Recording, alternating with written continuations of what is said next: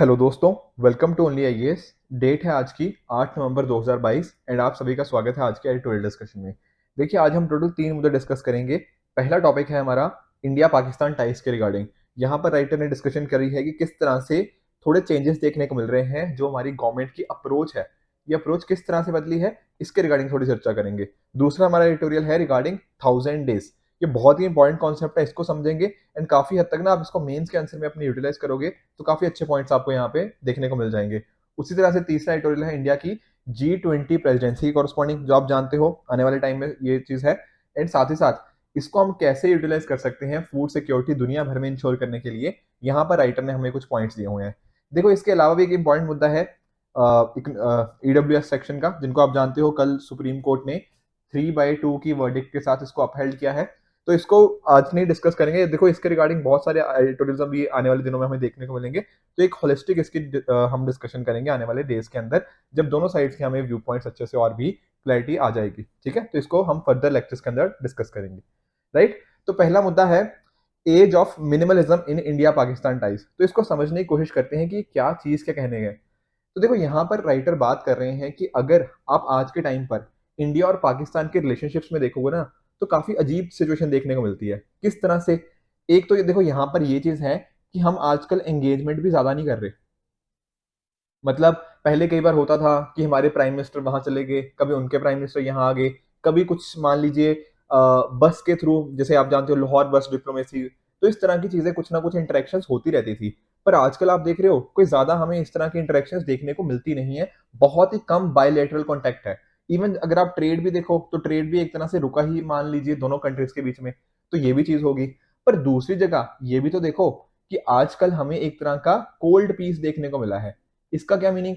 देखो, अगर आप कुछ इंस्टेंसेस को छोड़ देते हो, उसके अलावा हमें देखने को मिलता है कि एलओसी के कॉरस्पॉन्डिंग भी लाइन ऑफ कंट्रोल के आसपास भी हमें अब उतनी वायलेंस देखने को नहीं मिलती। इसमें भी कमी देखने को मिली है। उसी तरह से कश्मीर हो गया, वहां पर भी हमें ऐसा नहीं देखने को मिलता। ठीक है, अब कश्मीर के अंदर भी धीरे धीरे पीस स्टेब्लिश हो रहा है। देखो, कुछ इंस्टेंसेस हैं, मैं मना नहीं कर रहा, बट अदरवाइज कंपेरेटिवली अगर हम देखें ना, तो यहाँ पर थोड़ा सा कोल्ड पीस जैसी सिचुएशन देखने को मिल गई। तो ऐसा कैसे है कि एक तरफ एंगेजमेंट भी कम है और but on the other hand cold peace भी एस्टेब्लिश्ड है। ठीक है, तो ये चीज हमें यहाँ पर एक नई चीज देखने को मिलती है और यही राइटर यहाँ जानने की कोशिश कर रहे हैं कि क्या ऐसी सिचुएशन लंबे समय तक रह सकती है, नहीं, या फिर एक तरह का ये टेम्परेरी फेस है, सिर्फ कुछ महीनों के लिए है ऐसा। और देखो, अगर कुछ ऐसी सिचुएशन आती भी है जब ना एक दूसरे के अगेंस्ट हमें बातें सुनने को मिलती हैं, वो ज्यादातर हमारे फैंस के थ्रू आती है। फैंस का मतलब जो आजकल आप देख भी रहे हो, क्रिकेट वर्ल्ड कप चल रहा है। राइट, अब क्रिकेट वर्ल्ड कप में काफी सारे इंस्टेंसेस पे ऐसे देखने को मिलता है कि जब आपस में खेलते हैं तब इमोशंस बहुत ज्यादा हाई हो जाते हैं। बट अदरवाइज हम देखने को मिले तो थोड़े से ये चीजें हमें यहाँ पे आजकल कमी देखने को मिली है इस चीज के रिगार्डिंग एंगेजमेंट के कॉरस्पॉन्डिंग। राइट, और अगर आप थोड़ा पास में जाते हो तो हम अगर थोड़ा डिकेट्स को देखें तो यहाँ पर हमें देखने को मिलेगा कि बार बार ना सिमिलर सा ही प्रोसेस फॉलो हुआ है। किस तरह से सिमिलर सा प्रोसेस? पहले देखो, इंडिया और पाकिस्तान क्या करते हैं, आपस में एंगेज करते हैं, बातचीत करने की कोशिश करते हैं कि चलो पीस एस्टेब्लिश कर लेते हैं। कुछ ना कुछ समझौता भी हो जाता है, फिर कुछ ना कुछ गड़बड़ हो जाती है इसके अंदर। ठीक है, आपस में कुछ टेररिज्म हो जाता है। ठीक है, पाकिस्तान के टेररिस्ट इंडिया में आ जाते हैं, फिर इंडिया उनके ऊपर कुछ ना कुछ एंगेजमेंट करता है कि नहीं इसको बंद करो, ये सारी चीजें करो। आपस में फिर थोड़ा टाइम क्या होता है, जो बातचीत है फिर रुक जाती है, फिर वापस से बातचीत करने लग जाते हैं। हमारे इंडिपेंडेंस के बाद ना यही पर्टिकुलर प्रोसेस ही फॉलो हुआ है। कभी बातचीत शुरू होगी, फिर बंद होगी, फिर शुरू होगी, फिर टेररिज्म हो गया। ये सारी चीजें होती रही हैं। पर अब हमारी गवर्नमेंट थोड़ा बहुत समझ गई है इस चीज को कि ये चीजें ऐसे नहीं चल सकती कि पहले आप करो फिर हट जाओ फिर बात करने लग जाओ। ठीक है ना? तो यहाँ पर अभी जो करंट गवर्नमेंट है उसका आप थोड़ा सा देख सकते हो कि थोड़ा इनमें भी ना चेंजेस देखने को मिले हैं कि किस तरह से इन्होंने मूवमेंट करी है। उसी को एक बार डिस्कस करते हैं। देखो, आप जानते हो जब प्रधानमंत्री मोदी जी 2014 में प्राइम मिनिस्टर बने, तब उस टाइम पे क्या हुआ? उस टाइम पे ना इन्होंने जो अपने आसपास के हमारे जो कंट्रीज थी उनके जो वहाँ के लीडर्स थे उनको बुलाया। तो वहां पर हमने जो नवाज शरीफ थे उस टाइम के पाकिस्तान के प्राइम मिनिस्टर, उनको भी वहां पे बुलाया गया। जब प्रधानमंत्री मोदी जी ना अपनी उनकी वो थी इनाग्रल फंक्शन था, वहां पर इनको भी बुलाया गया। राइट, उसके टाइम पे हमें देखने को मिलता है अच्छी खासी एंगेजमेंट इंडिया और पाकिस्तान के बीच में। हमने पूरी कोशिश करी दोनों कंट्रीज ने मिलकर कि कुछ हद तक हम आपस में पीस एस्टेब्लिश करें। इवन देखो, प्रधानमंत्री मोदी जी ने 2015 में अचानक से विजिट किया लाहौर को। उस टाइम नवाज शरीफ ही थे वहां के प्राइम मिनिस्टर। तो अचानक से उनका आई थिंक बर्थडे था उस दिन, नवाज शरीफ जी का। तो प्रधानमंत्री मोदी जी कहीं से आ रहे थे तो अचानक से उन्होंने रास्ते में डिसाइड किया कि नहीं, मैं लाहौर जाके विजिट कर आता हूँ। तो ये देखने को मिल रहा था कि इस तरह की चीजें हो रही थी, ठीक है। एंड नेशनल सिक्योरिटी एडवाइजर्स के बीच में मीटिंग्स वगैरह। पर इसमें चेंजेस कब देखने को मिले? 2016 के बाद आप देख सकते हो। हालांकि 2016 में भी सितंबर के टाइम पे, जनवरी में आप जानते हो पठानकोट एयरबेस के ऊपर अटैक हुआ था, पाकिस्तान बेस्ड टेररिस्ट ऑर्गेनाइजेशन का। वहां पर भी हमने थोड़ी कोशिश करी कि नहीं, अगर चलो ठीक है ये इंस्टेंस हो गया, पर ऐसा नहीं होना चाहिए कि आपस में जो बातचीत हो रही है उसको रोक दिया जाए। पर दिक्कत तब आ गई जब 2016 में उरी अटैक हुए। यहाँ से सारी चीजें ना दिक्कत आ गई लग गई। एंड इवन फिर इंडिया ने भी, आप जानते हो प्रधानमंत्री मोदी जी ने भी बोला कि किस तरह से इंडिया ने बिल्कुल उसका ईंट का जवाब एक तरह से पत्थर से दिया जब हमने सर्जिकल स्ट्राइक करी वहां पे। उसके बाद से रिलेशनशिप्स ना बहुत ही ज्यादा खराब सिचुएशन में जाते रहे हैं। 2019 में आप जानते हो पुलवामा टेरर अटैक भी हुआ, ठीक है। उसके बाद इंडिया ने भी उसका रिटेलिएशन किया। एंड कॉरेस्पॉन्डिंगली जब 5 अगस्त 2019 को आर्टिकल 370 जो था, ठीक है, साथ ही साथ जो 35A था, इसमें हमें डाइल्यूशन देखने को मिलता है, ठीक है, जो कश्मीर का जो स्टेटस था उसके कॉरेस्पॉन्डिंग। तो यहाँ पर इस पर्टिकुलर सिचुएशन के बाद तो इंडिया और पाकिस्तान का रिलेशन और भी नीचे आ गया, ठीक है। और भी हमारे बीच में जो एंगेजमेंट चल रही थी उसमें और भी फर्दर कमी देखने को मिल गई है। अब यहाँ पर देखो, आप एक चीज देख रहे हो, ट्रांजिशन हुई है किस तरह से, हम क्या, हमारी अप्रोच क्या है पाकिस्तान के कॉरेस्पॉन्डिंग। अब यहाँ पर राइटर ये बात करते हैं कि धीरे धीरे टाइम के साथ ना हमें भी ये चीज पता लगी है कि हो सकता है कि हम ना जितनी मर्जी कोशिश कर लें अपनी तरह से, जितना मर्जी एफर्ट्स देते रहें कि हाँ इंडिया और पाकिस्तान के बीच में पीस हो, पर तब भी इसकी बात की कोई गारंटी नहीं है कि ये चीज हम उसमें सक्सेसफुल होंगे ही या नहीं होंगे। ये हमने जो पिछले 70-75 साल जो इंडिपेंडेंस के बाद हुए ना, इसके बाद में हमने ये चीज सीखी हुई है। और इसी वजह से अब ये मिनिमलिज्म का फेज आ चुका है। मतलब हम ज्यादा एंगेज नहीं हो रहे। मैंने आपको स्टार्टिंग में भी डिस्कस किया, ट्रेड में एंगेजमेंट नहीं है, हम बातचीत नहीं कर रहे, हार्डली कुछ मतलब एंगेजमेंट होती है किसी भी पर्सपेक्टिव के कॉरेस्पॉन्डिंग। तो इसी वजह से सिर्फ थोड़ी बहुत जो कहीं ना कहीं बातचीत होती भी है वो बैक चैनल बेसिस पे होती है, ऐसे हमें डायरेक्टली देखने को नहीं मिलता। अब इसके पीछे के देखो, बात कर रहे हैं राइटर की, क्या इसके पीछे के क्या रीजंस क्या हो सकते हैं कि इस तरह की चीजें हमें देखने को मिलती है जहां पर ज्यादा एंगेज नहीं हो रहे। पहला रीजन है कि पावर। देखो इंडिया में आप सभी को पता है कि पावर कहां पर है, ठीक है ना, कौन ऊपर है कौन नीचे है। पर जब हम बात करते हैं पाकिस्तान के कॉरेस्पॉन्डिंगली, तो एक तरफ तो उनकी आर्मी है, एक तरफ, अब चलो अब ये तो नहीं रहे चलो प्राइम मिनिस्टर, आई मीन जो भी उनके प्राइम मिनिस्टर हैं अभी, शहबाज शरीफ जी। तो यहाँ पे ना दो सेंटर्स बने हुए हैं। इवन देखो आजकल यहाँ इनके रिगार्डिंग भी कुछ थोड़ी कंट्रोवर्सी चल रही है, ये भी अपना लॉन्ग मार्च लेके निकले हुए हैं, ठीक है। तो हमें ना पाकिस्तान के अंदर कभी समझ ही नहीं आया, या फिर हमें किसी को भी नहीं पता इनफैक्ट कि पावर सेंटर है क्या। क्या हमें उनकी आर्मी से बात करें तब सेंस बनती है, या वहां के जो भी प्राइम मिनिस्टर होते हैं, चेंज होते रहते हैं प्राइम मिनिस्टर, उनसे बात करें। कभी यहाँ पे डेमोक्रेसी आ जाती है, ठीक है ना, कभी डिक्टेटरशिप आ जाती है एक तरह से।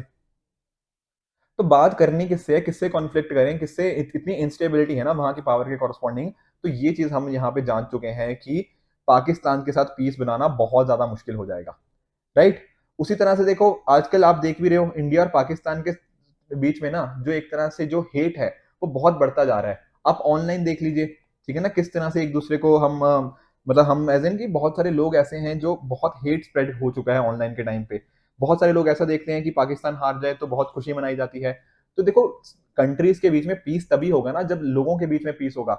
अगर हमारे जैसे लोगों के बीच में ही अगर हम पाकिस्तान को हेट करने लग जाएंगे, तो गवर्नमेंट कैसे पीस उसको एस्टेब्लिश कर पाएगी? नहीं कर पाएगी। तो बहुत मुश्किल हो चुका है दोनों कंट्रीज के बीच में पीस एस्टेब्लिश करना। और इसी वजह से गवर्नमेंट की तरफ से भी जो एफर्ट्स हैं वो शायद थोड़ी वहां पे भी कमी देखने को हमें मिल जाती है।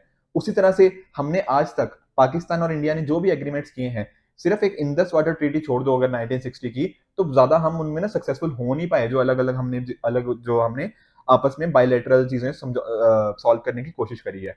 तो अगर 1960 के बाद इंडिया और पाकिस्तान के बीच में कोई भी एग्रीमेंट सॉल्व नहीं हो पाया, कोई भी कॉन्फ्लिक्ट हम ढंग से सॉल्व नहीं कर पाए, तो हम कैसे एक्सपेक्ट कर रहे हैं कि अब और कुछ कर पाएंगे सॉल्व, राइट। तो ये चीज होगी। इसके साथ ही इंडिया पाकिस्तान के साथ एंगेज करने का एक रीजन पता क्या है? कश्मीर। इंडिया चाहता है कि कश्मीर में पीस बना रहे, पीस, कश्मीर में एक तरह की स्टेबिलिटी बनी रहे, ये हमारा सबका ऑब्जेक्टिव है, बिल्कुल।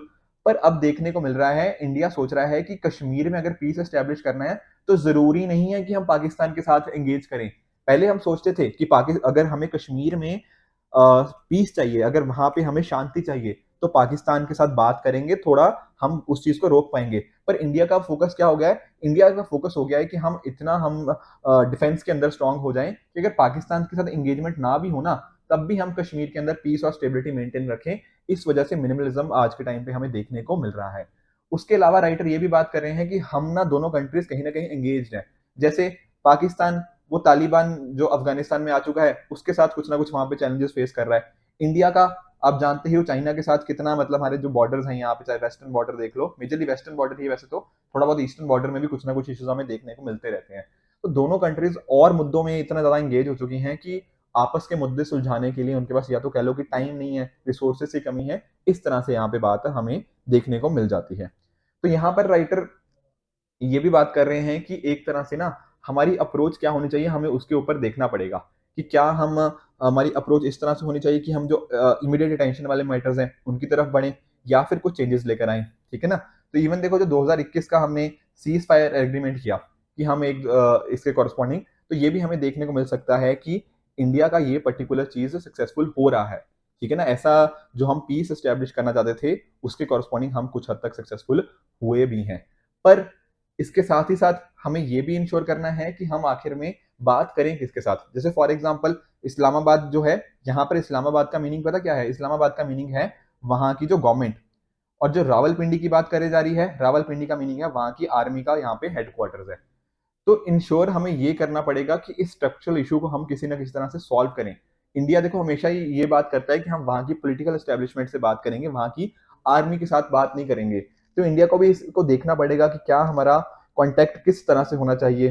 ठीक है। आज के टाइम पर ना जैसे थोड़ी आर्मी के साथ एंगेजमेंट हमारी वहां पर बढ़ गई है, ये इस पर्टिकुलर चीज ने थोड़े से हमें बेनिफिट्स भी दिए हुए हैं कि थोड़ा हमने सीज फायर वगैरह जैसी चीजें हमने इंश्योर करी हैं।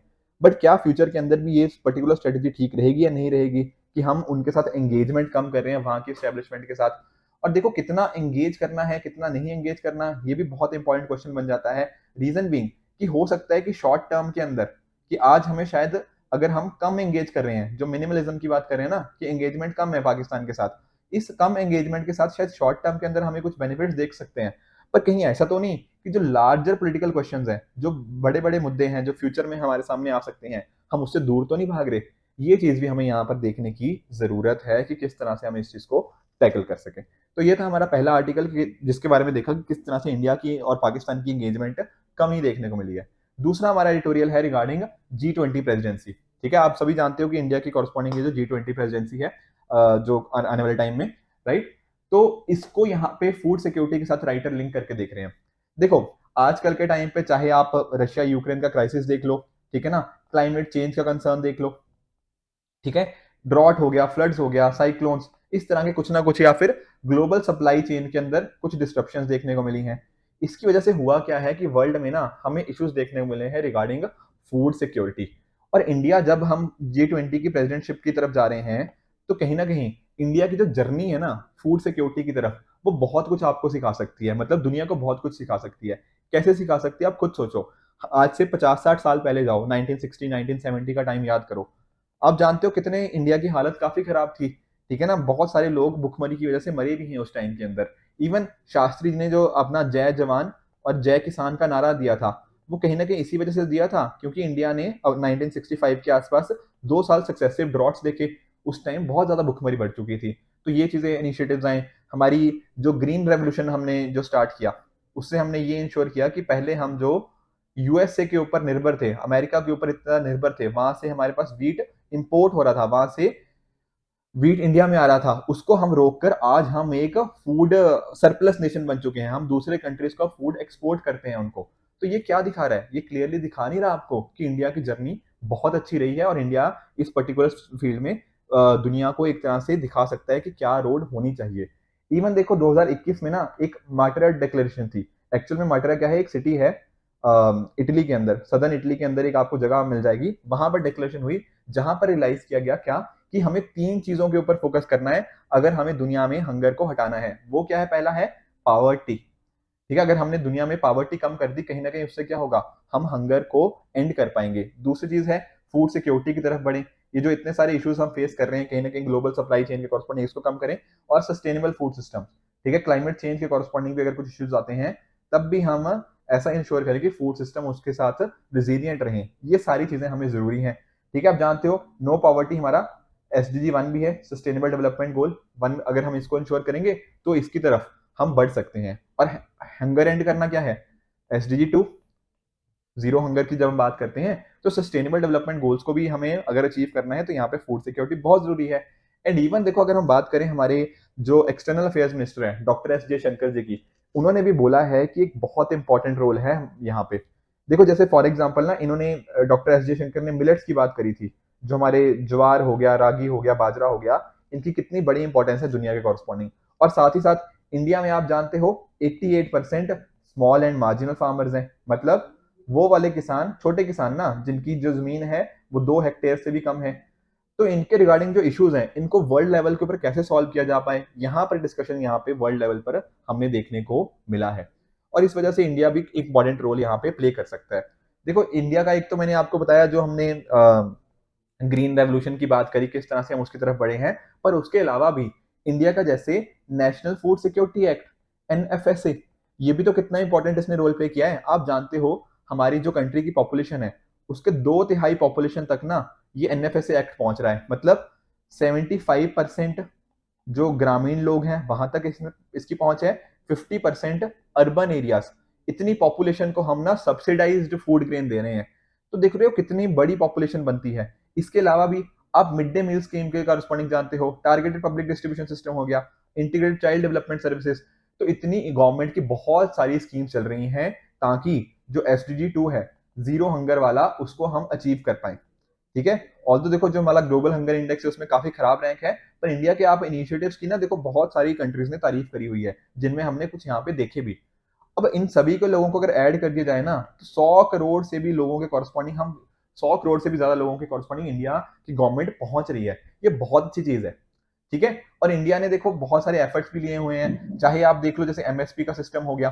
ठीक है। उसके अलावा हमने लोगों जो हमारे किसान हैं, उनको इरिगेशन के कॉरस्पॉन्डिंग फैसिलिटीज बहुत बेहतर करी हुई हैं। हमने अलग अलग इंटरवेंशन करी हैं इस पर्टिकुलर सेक्टर के अंदर। लैंड रिफॉर्म्स एक चीज होगी, ठीक है ना। जो मार्केटिंग सिस्टम है उसको इंप्रूव किया है, ट्रांसपोर्टेशन सिस्टम है उसको इंप्रूव किया है। जो हमारा पोस्ट प्रोडक्शन प्रोसेसेस के अंदर इश्यूज आती थी, चाहे वो स्टोरेज के कॉरस्पॉन्डिंग है, उसको धीरे धीरे हम इंक्रीज करते जा रहे हैं। नई नई टेक्नोलॉजीज का यूटिलाइजेशन कर रहे हैं कंट्रीज के साथ कोलैबोरेशन करके, चाहे आप इसराइल की बात कर लो, यूएस की बात कर लो। तो बहुत सारा रिसर्च भी इसके अंदर प्रमोट किया जा रहा है। हमारी एग्रीकल्चर यूनिवर्सिटीज हैं, एग्रीकल्चर एक्सटेंशन सर्विसेज हैं, उनको इंक्रीज किया जा रहा है। ठीक है। तो नई नई चीजें हम करने की कोशिश कर रहे हैं और इन्होंने रिजल्ट दिखाए भी हैं। स्पेशली अगर बात करें 1990 से 2015 के बीच में, तो इंडिया ना पहले एग्रीकल्चर में सिर्फ खाने की चीजों के ऊपर फोकस करता था, पर अब हॉर्टिकल्चर, फ्रूट्स, डेयरी हो गया, एनिमल हस्बेंड्री, फिशरीज, नए नए सेक्टर के कॉरस्पॉन्डिंग जा रहा है। तो एग्रीकल्चर को क्या कर रहे हैं, बहुत ज्यादा डाइवर्सिफाई कर रहे हैं। एग्रीकल्चर का मतलब सिर्फ राइस वीट नहीं, और भी चीजों की तरफ जाएं। सिर्फ खाना पेट भरना ही नहीं, न्यूट्रिशनल हेल्थ की तरफ मूव करें। तो ये भी इंडिया का कहीं ना कहीं अच्छा काम रहा है। और इवन अगर आप देखिए कोविड-19 के टाइम पे चले जाइए ना, कोविड-19 की सिचुएशन देखो। ठीक है ना, हमारे बहुत सारे माइग्रेंट्स को घर जाना पड़ा उस टाइम के ऊपर। ठीक है, बहुत सारे इश्यूज आए, आई अंडरस्टैंड। पर हमारी गवर्नमेंट ने जैसे गरीब कल्याण अन्न योजना के आप जानते हो, यहाँ पर क्या कोशिश करी, लोगों को फ्री में फूड ग्रेन्स प्रोवाइड किए गए। ठीक है ना, 80 करोड़ बेनिफिशरीज को नियरली फ्री में फूड ग्रेन्स प्रोवाइड किए गए। तो इंडिया गवर्नमेंट का बहुत अच्छा स्टेप रहा है। देखो बहुत बार ना, ऑल्दो ये डेट पुरानी है, इस डेट को मल्टीपल टाइम्स हमने एक्सटेंड भी किया हुआ है, ताकि इंश्योर किया जा पाए कि इंडिया में भूख से कोई ना मरे। ये इंडिया की बहुत अच्छी कोशिश थी, जिसने बहुत ज्यादा लोगों तक पहुंचने की कोशिश करी है। ठीक है। साथ ही साथ हमारे जो किसान हैं, उनको भी पैसा मिलता रहे, तो हमने मिनिमम सपोर्ट प्राइस को भी कोशिश करी है कि ज्यादा से ज्यादा लोगों तक पहुंच पाए। ठीक है। तो इंडिया के एफर्ट्स क्या हैं, एक तरह से बाकी जो दूसरी कंट्रीज है ना, उनको एज अ मोटिवेशन की तरह एक्ट कर सकते हैं कि अगर इंडिया कर सकता है तो बाकी कंट्रीज ये सारी चीजें क्यों नहीं कर सकती। देखो जब हम बात करते हैं फूड की, तो आपस में ट्रेड होना बहुत जरूरी है। जैसे अब देखो रशिया यूक्रेन का क्राइसिस चल रहा है, बिल्कुल। तो यूक्रेन ना एक्चुअल में one of the largest wheat producer है, मतलब बाकी कंट्रीज को अच्छा खासा एक्सपोर्ट किया जाता है यूक्रेन से, तो रशिया भी करता है इसके साथ साथ। तो अगर इन दोनों कंट्रीज के कॉरस्पॉन्डिंग ये सिचुएशन आ गई है, तो यहाँ पर क्या होगी, दूसरी कंट्रीज को दिक्कत। क्यों? क्योंकि दूसरी कंट्रीज यहाँ से क्या मंगाती थी, दूसरी कंट्रीज यहाँ से वीट वगैरह मंगाती थी, पर यहाँ पर इन कॉन्फ्लिक्ट आ गया है, तो उसकी वजह से दूसरी कंट्रीज के ऊपर इसका मेजर इंपैक्ट देखने को मिला है। तो यहाँ पर जो हमारी मार्टरा डिक्लेरेशन थी, जो इटली के अंदर लास्ट ईयर हुई थी, तो यहाँ पर क्या होना चाहिए, फोकस होना चाहिए कि आपस में इन वैल्यू चेन्स को हम डाइवर्सिफाई करें, ताकि ये स्टेबिलिटी बनी रहे, इन सप्लाई चेन्स की ना स्टेबिलिटी बन रही है, ये डिसरप्ट ना हो। ऊपर से फोकस किसके ऊपर होना चाहिए, वन हेल्थ के ऊपर। मैंने आपको साथ पहले भी डिस्कस किया हुआ है कि अगर ह्यूमन की हेल्थ को डेवलप करना है ना, तो ये आइसोलेशन में नहीं हो सकता कि अकेले हम ह्यूमन की हेल्थ को देख ले और बस हो गया ठीक, नहीं।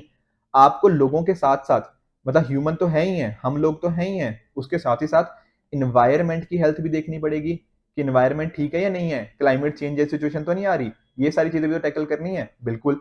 उसी तरह से तीसरी चीज क्या है, एनिमल हेल्थ। एनिमल भी देखो, जैसे जूनोटिक डिजीज वगैरह आ जाती हैं तो उसका नेगेटिव इम्पैक्ट हमारे फूड सिस्टम के ऊपर भी पड़ जाता है। तो यहाँ पर ये सारी सिचुएशंस को ना हम इंडिया टैकल कर सकते हैं।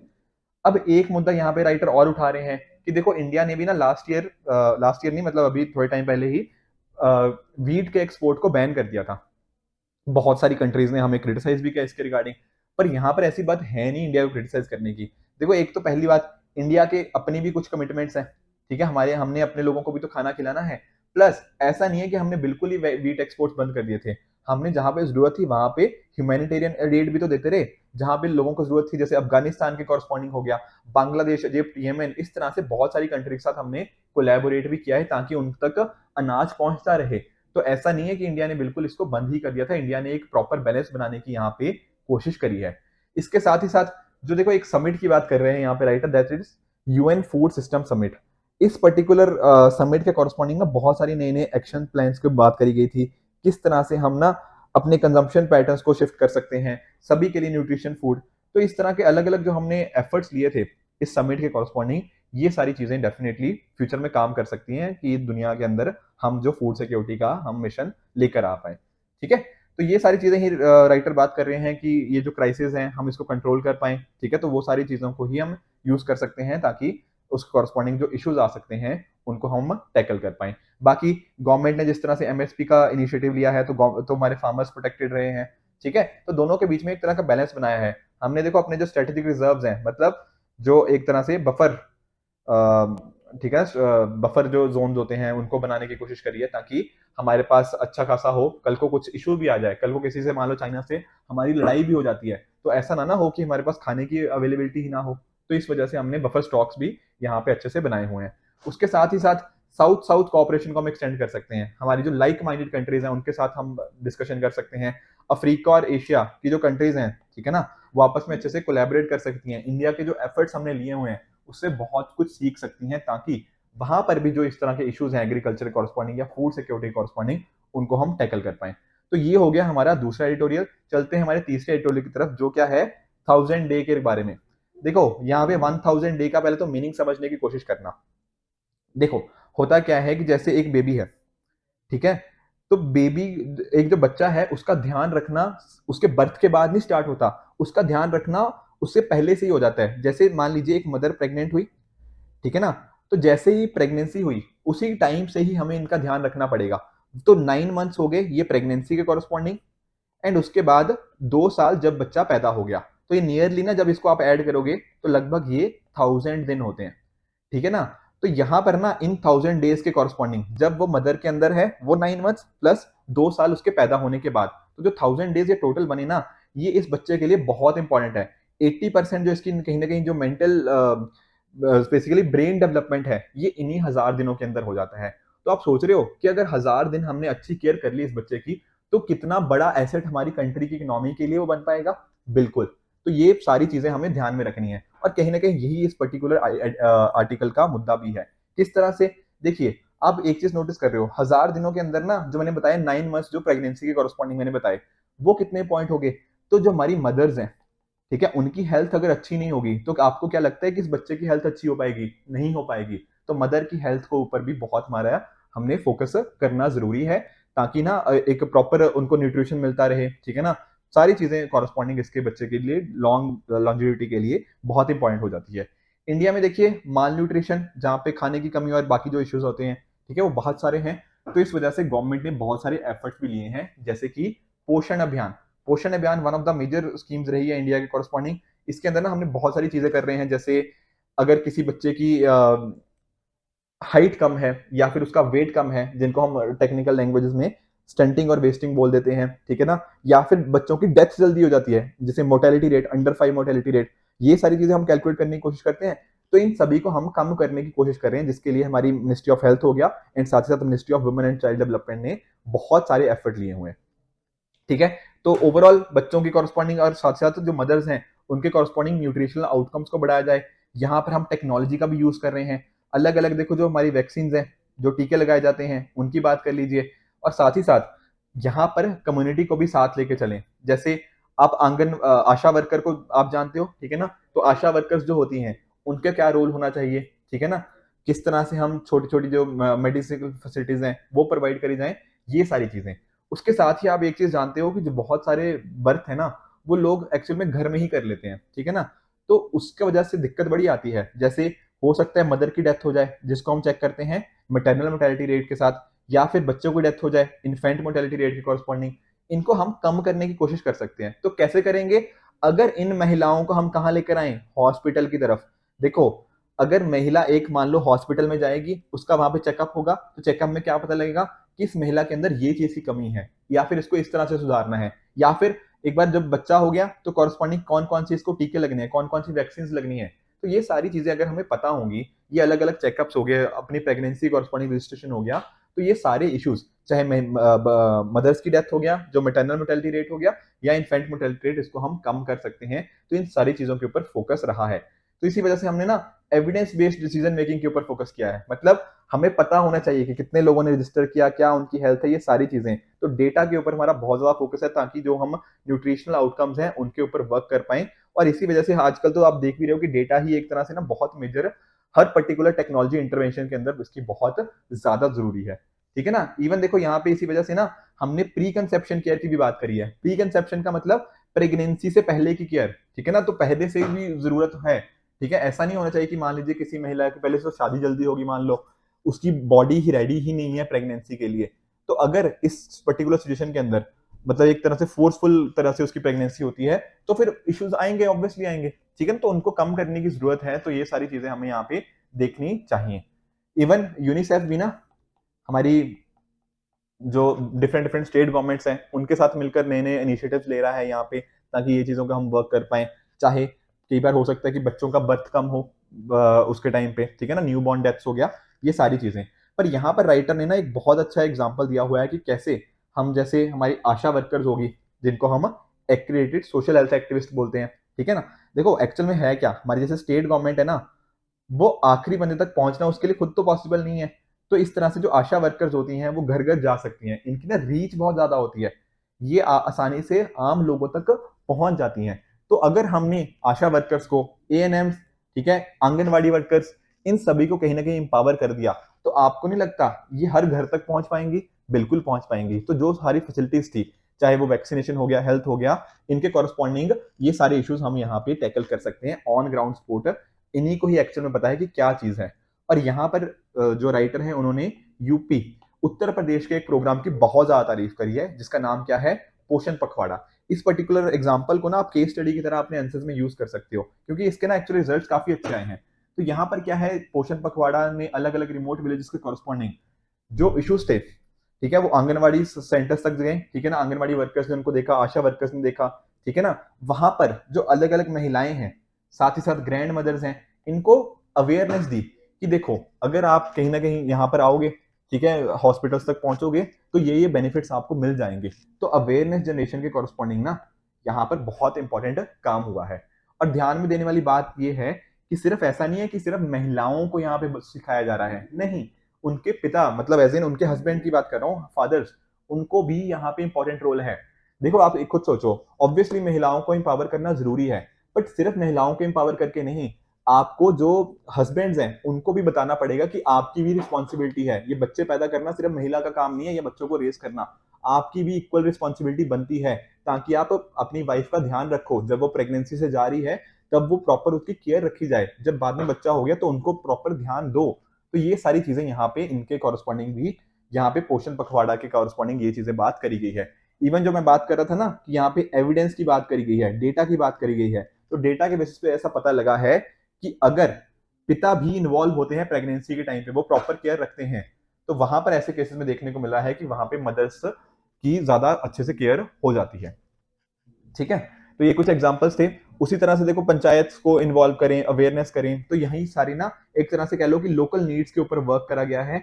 हमने बॉटम अप सॉल्यूशंस की बात करी गई है कि लोकल लोगों को इन्वॉल्व करो, वहां के जो, क्योंकि उनको अपने लोकल सॉल्यूशंस के बारे में ज्यादा पता है, ठीक है? तो इस तरह से उत्तर प्रदेश ने अगर ये सारी चीजें करी है अपने पोषण पखवाड़ा के कॉरस्पॉन्डिंग, तो ये सारी चीजें हम बाकी जगह पर भी वर्क कर सकते हैं ताकि इंश्योर किया जा पाए कि जब बाकी जगह पे और सीखेंगे इस बेस्ट प्रैक्टिस के कॉरस्पॉन्डिंग, तो वहां पर भी हम ये चीजें देख पाए। ठीक है, तो यही यहाँ पे राइटर इसी कॉरस्पॉन्डिंग बात कर रहे हैं कि सभी अगर आपस में मिलकर आए, सभी फ्रंट लाइन वर्कर्स आपस में मिलकर आए, तो ये सारे इश्यूज हम देख सकते हैं।